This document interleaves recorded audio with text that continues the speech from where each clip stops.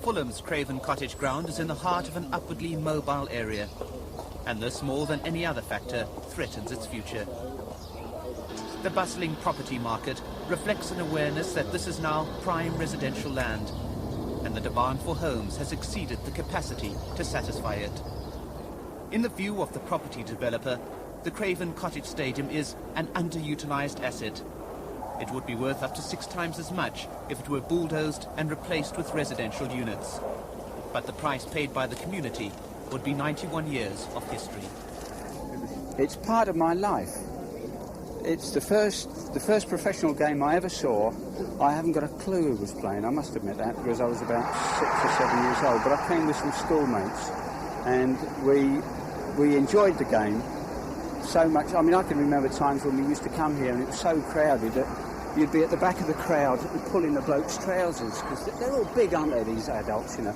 If this building gets knocked down here, it's going to leave a terrible scar, I think, on the side of the Thames, and it ought not to happen. I've been coming here since 1922. My son's come here, my daughter, my dad come here. I mean, I'm 73 now. I come as 9 years old. I think it's terrible, you know. And the supporters make clear who they believe is the villain of the piece. But Fulham chairman and property magnate David Bulstrode insists he has the interests of football at heart. Had we looked at it only as a property company, we would have closed the club last August and saved ourselves probably up to £400,000 in keeping it alive this year. And we wouldn't have gone through all the harassment we've had of the last week or so in trying to effect the merger. All that was done purely because we have a love of football and we wish to preserve Fulham in some capacity or other.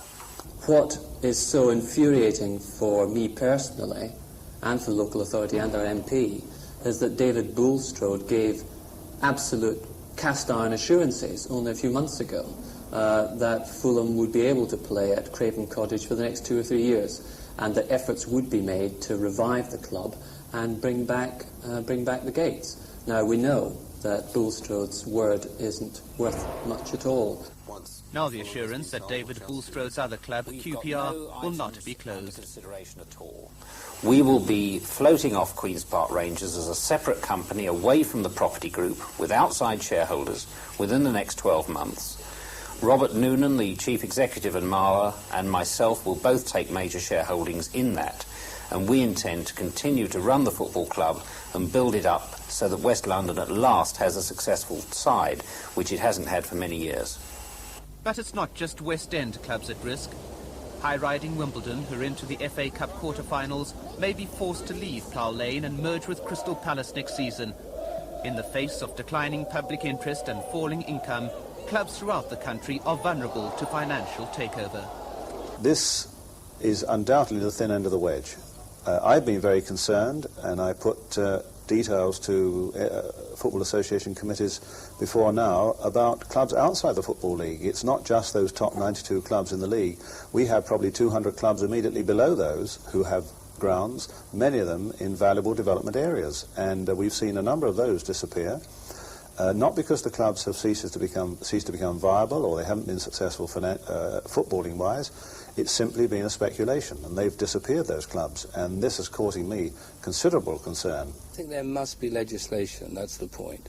The fact is that there are so many property developers now acquiring a spurious interest in football, and we can see up and down the land that this is going to be a major problem for football unless we get to grips with it.